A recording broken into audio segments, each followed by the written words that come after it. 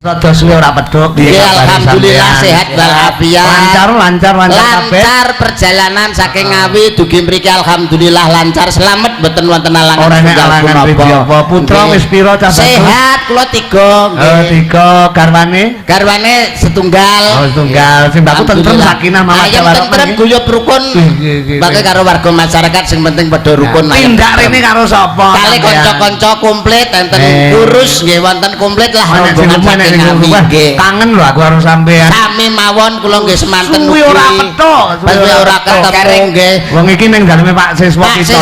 Nggih, suwe ora jamu pisan godhong telo suwe ora ketemu temu pisan ning daleme Pak Cipto Siswa. Nah, Pak Cipto Siswa iki ya piye to? Pak Siswa Pitaya nggih diwalik lah ayinipun hebat luar biasa sanget 1000 bulim dalu punika anggenipun kagungan kersa anggenipun nikahaken ingkang putra alhamdulillah lancar mboten wonten alangan setunggal punapa. Lah piyantune nek grapyak semanak ya kaya Pak Siswa iki. Alhamdulillah leres Pak Siswa piyantunipun grapyak semanak mila mboten dotan mokal tamu ingkang kepareng rawuh kathah sanget. Kabeh padha ngestreni nggone panjenengane kagungan kersa leres paring jurung pangestu anggenipun Bapak Siswa kagungan kersa mantu insyaallah dibarokahi Gusti Allah Subhanahu wa taala dados keluarga ingkang sakinah mawaddah lan warahmah. Dados dalu punika guyub rukun sanget cok tenan lho kok sisi. Hanya kancane omong ra iso omong lho. Karek omong padha ra iso kok. Nyang apa to?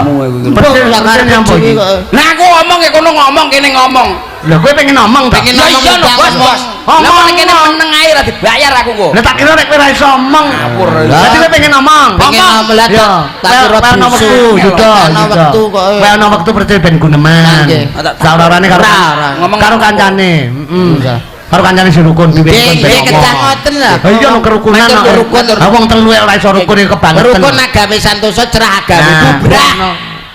Jadi kowe karo aku kudu membagi waktu, memberi waktu karo Mas Percil awit punapa to Mas Percil menika salah setunggalipun seniman ingkang dipun tanggat kalian Pak Siswa menawi mboten dikai kesempatan nganggo ngomong rugi bener.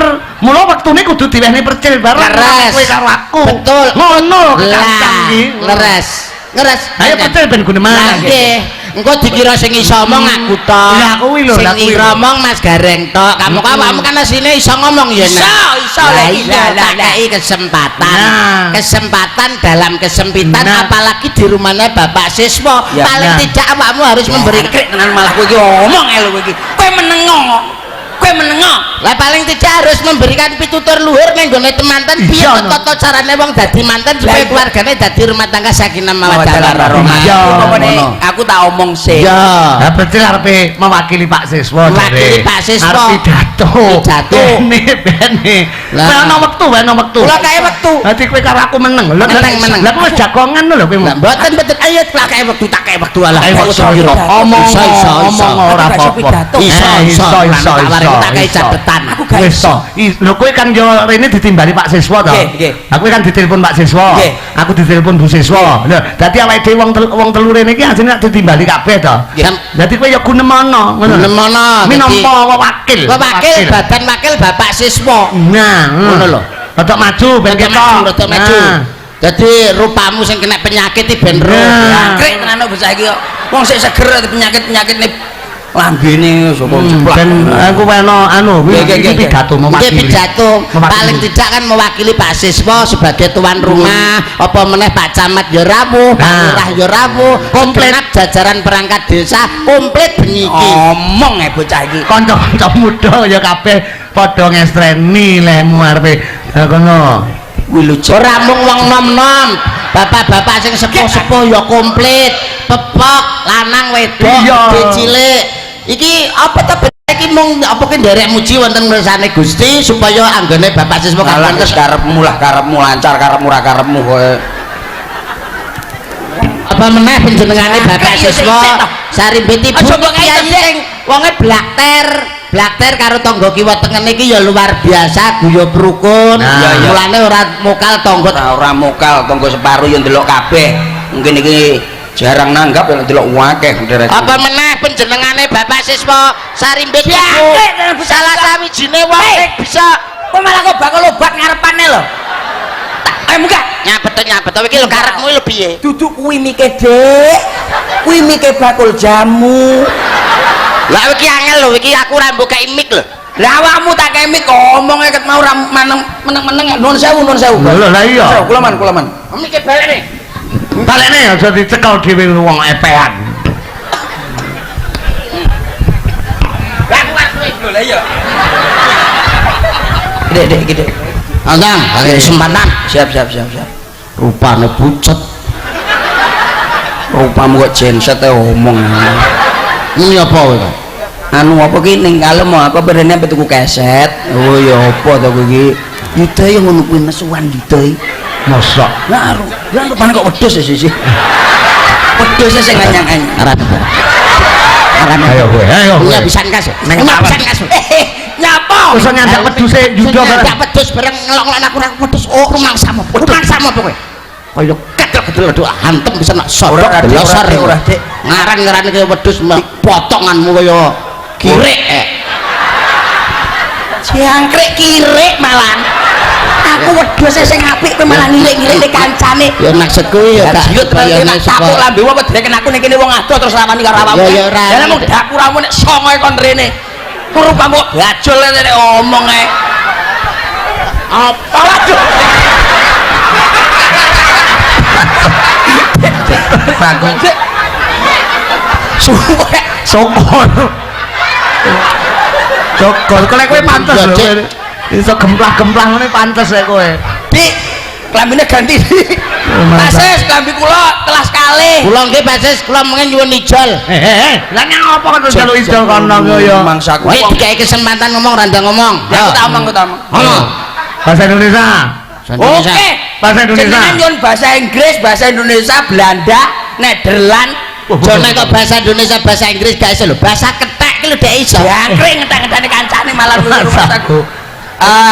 Selamat mamel para Malam. Malam. Selamat malam bapak-bapak ibu-ibu yang sangat saya hormatilah.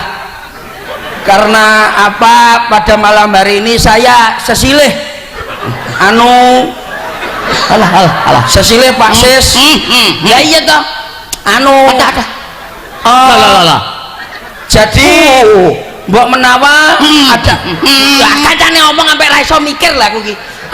Nuwun sewu. Oh lagi awalan awakmu wis keliru, tidak pas dan tidak tepat. Jenenge wong mukodimah. Wong pembukaan Nyapa kok ngomong kon muka iki to. Mukodimah. Pembukaan iki pembukaan paling tidak awalilah dengan salam menunjukkan identitas kita sebagai dagelan pondok. Ngono lho. Coba ngono bocah. Pondok endi? Pondok endi sing ora tak leboni? Tebireng, coklat, ijo.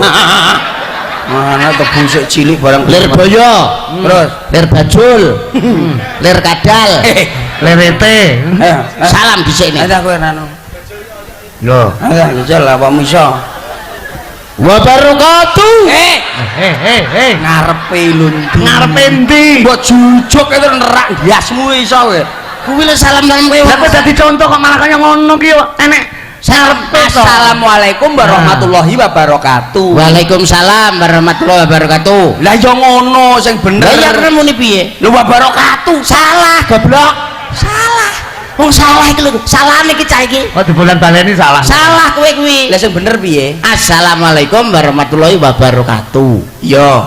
Lah iso yo. Oh iya rumah aku. Jawaben. Lah iki wis tak jawab to, Dik. Lu jawabku yo ora yo. Lah piye? Waalaikumsalam warahmatullahi wabarakatuh. Oh, salam wajib dijawab. Oh ngono ya, Dik. Salam iki wajib dijawab. Ora mesti ngawur. Goblok mulu mesti salam wajib dijawab. Nek imam lek salam terus Assalamualaikum warahmatullahi wabarakatuh asal terus makmum Waalaikumsalam ya nek ngono tak walik bosok kowe. Kowe malah kualik lho to kowe model iki. Tak walik. Piye to kowe kok malik iki piye to iki? Apa? Dia ini paraku lho Mas. Lho lah iya kok terus malik iki terus piye iki? Kowe ngomong kok jeplak lambemu kowe. Iki wong Islam anggenmu. Aku ki wong Islam, Dik. Aja neh kuwi sembarang takono ning aku. Islam awakmu? Iya lho, Dik. Saurunge salat mesti ana adzan. paling tidak adan. Iya no. Saiki aku takok. Sebab apa wong adan kok ditikup kuping? Sebab ben suarane alah kelincipen lambene iki kelincipen. Iya alah keminter. Aduh. Lah apa kok ya takok ki lho apa kowe kancane ra ro. Ra iso Pak. Lah sebabe apa? Sebab apa wong adan kok ditikup kupinge? Sebab nek ditikup cangkeme gak iso bengok dadi. Iya. Saya bahas. Ngejak serikawan gitu. Ono masjid lho, Dik. Iya wis ta iso aku. Masjid ya. Kalau masalah permasjidan. Iya. Bapakmu biasa ya di masjid ta? Ya nang masjid ta. Salat jamaah ta. Salat Dik. Aku lho. Isa masjid. Terus maghrib, masjid, zuhur, asar, masjid, subuh, masjid, salat berarti gak ijol sandal. Ya ampun, salat Dik, salat berjamaah. Lah kuwi kan nuhuni dawuh Pak Kiai. Ambillah barang yang baik, tinggalkan barang yang jelek. Contohnya aku budal nggawa sandal jepit, mulih nggawa slop. Wah ngono, golekane sengkur 39 aku lak gelem karo. Papat loro ya enak ndek aku bar entuk ngene Pak Camat. Lho, Mas aku. Pak Camat Gudi 45 ngomong ning kadunge. Karo rumangsaku. Iki tenggaleme Bapak Pak Siswa. Dongane Dik manteni. Dadi keluarga sing harmonis. Sakinah mawaddah warahmah. Keluarga apa sing harmonis? Aku kelingan MC. Harmonis. Harmonis ki lha mene harmonis sih? Harmonis ya, Dik. Harmonis. Berarti sesuatu seorang nuwun sewu. Cara wong iki cara sing ngebas ngono kae. Cara jenenge bass jenenge basis. Sebab dia mukule bass enak dia seorang pengebas. Lingkungan bass. Umpamane gitar, Dik, paling tidak dia seorang gitaris. Edan. Terus lah umpamane piano, Dik, wong piano, seorang piano paling tidak sebagai seorang pianis. Iya. Orang sok maca puisi itu jenenge apa, Dik? Puitis. Edan. Anak bae Pak Cip. Iya. Puitis itu Pak Cip. Enak sing nesu lho. Nomor saya pula biasanya terus Pak Cip itu saya yang berarti sosok nuwun sewu lak sing ngebas mau jenenge basis, umpamane gitaris, terus pianis, umpamane puisi ki apa, Dek? Puitis. Weh, lak speaker gawe sipil berarti, Dek. Kaya Pak Camat, ya pegawai negeri sipil. Apa? Sepilis. Ngawur.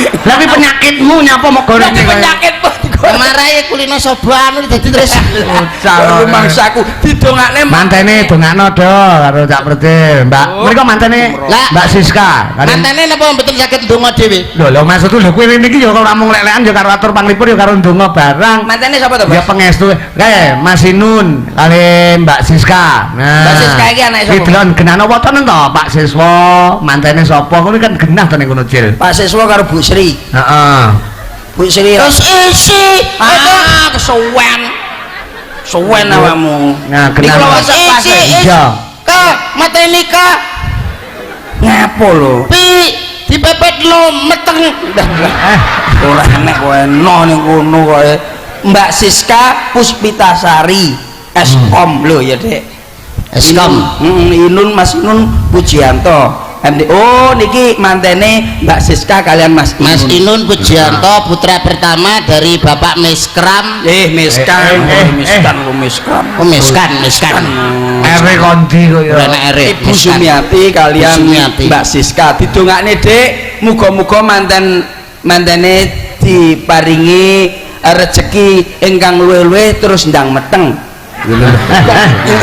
ngomong ki lho nyapul manten kondang meteng bareng lha digoleki kuwi dadi keluarga sakinah mawaddah warahmah lancar golek rezeki panjang umur putra sing saleh salehah berbakti pada orang tua nusa dan bangsa atur nuntut rentengan renggang gula kumebur bulet pindhane iki kakean lan nene pindhane Betara Komojo lan Komoratih alah nyapo teko kono Betara barang le nyapo wis penting urip ndang meteng wis cukup lah nyapo to berarti mantene sing penting meteng oh nyapo to gula ora iso iya lho Dek nek kowe nek manten sing penting meteng lagi memberi keturunan ora iso apa aku milih mantene sing penting bolong piye to karepmu tak tapuk lambemu terus kowe gelem rabi terus bojomu buntet renek bolongane blas ngono ya disuwek ya cok aku srekal awakmu selalu mencrekal awakmu ki lho dadi cedak masjid paling tidak ning kene iki lho cedak masjid terus panjenengane Pak Cip Pak Siswa Pitoyo piyaine religius. Piyayi religius yang sangat menjunjung tinggi nilai-nilai agamis. Iya mismu lo gremes kalau rumahsaku. Paling tidak memberikan wacana baru dalam bentuk lagu-laguan qasidah. Aduh gak apal deh aku deh. Lagu lho, ya dana ya dana dana ya dana ya dana dana ya dana lho lagu Sokidah. Hehehe qasidah kowe. Aku nggak hafal. Masa ra iso? Ra iso aku. Selawatan. Ya sembarang lah. Awarana aku. Allahumma sholli wa sallim ala ndang ayo piye to? Aku kon piye? Ih, menurut saya belum mbok. Kowe iki tak selawatan riyen. Kesane dibarai selawatan to anu ki ngaji. Wayah dulang ngaji wedange gurune diombe. Lah enak sampe. Allahumma sholli wa sallim ala sayyidina wa maulana apa dek? Apa dek? Wa maulana Muhammadin din. Lah aku ora apal ae. Aku ora apal ae. Wa maulana Muhammadin meneng sik. Moh gak gelem aku meneng. Gak aku larase ki lho Cil. Wah gak. Kowe iki diwarai yuda manut to. Manut to. Moh manut aku. Tak warai sik. Gak. Muhammadin. Larase ki meneng. Din. Jangkrik meneng sik ya jangkrik. Lah piye? Iki tak warai. Lah ya waraon aku ora iso. Muhammadin. Larase ki lho. Din Muhammad Din lah Muhammadin. Aduh bingkem meneh dek bingkem larase ya din Lah iya bisa dek Muhammadin. Walah enek ngono ane para Muhammadin. Bisa berah angel to penjiwaan belum lho ngene gak iso ditugel sik nah Muhammadin. Alah Iya tadi bareng telat sok yo pitik jago keloren Muhammadin. Nah berarti dengan itu tambahno karo ngiler dadi pas ngono lho. Galane apa bisa bareng-bareng ya nek pacar roh aku awake dhewe ditanggap rono nyapul lurah bareng kapan dikune dek wong Pak Sis wis nanggap Pak Camat urung nanggap ora isi no Hujan malah opok-opok kowe gitu mas aku. Yo. Muhammad. Ya gitu. Ngapalne. Allah salah nadane. Allahumma sholli wa sallim ala sayyidina wa maulana Muhammadin adadama bil ismillahi sholata daimatau bidawani mukilah itu lagi toh mukilahi asik gitu pinter berarti ya candak termasuk aku ya candak lah diwarai apal ora diwarai rapal aku gatean becah niki ayo kemis let tekan ndi kok kemis sebenarnya bisa nisen harian iya mosok catetane Pak C bilang iya gak kemis legi ayo kanca budal remi aduh percel ya ampun ojo remi ya apa ji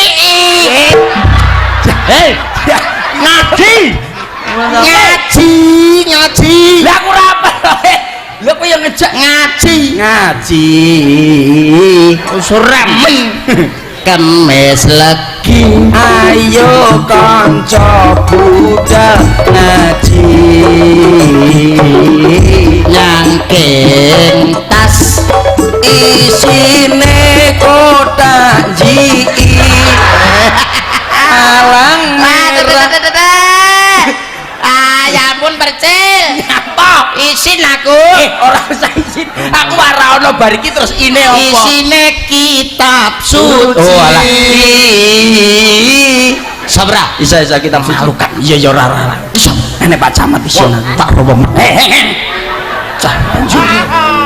kemes legi ayo kanca budal ngaji nyangking tas isine kitab suci budal ngaji ning omahe ngatemi ya ampun Brecel aku isin apa tuh bocah Brecel lho ngani ngono tok gak iso aku isin Brecel Brecel malah kaya togok gitu lho. Cel apa ora yu ngatemi sapa Pak Kiai bojone jenenge ngatemi Dek kaine ngono lho dikek ngono penak-penak tapi Pak Kiai Pak Kiai isin aku iya apa isin nih tapi rong ayo lho mune musik lho kemes legi ayo kanca budal ngaji ya oke lah ya iya nyangking pas isine kitab suci asal le icik-icik om sakita budal ngaji ning omahe Pak Kiai esok nek pinter terus endang gawe sambel terasi anu munggah marang ning kono kanggo munggah haji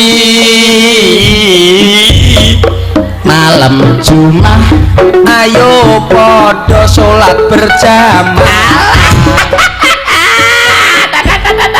Brecel kaya itu terus tangkap aku ngene malam Jumat kaya berjamaah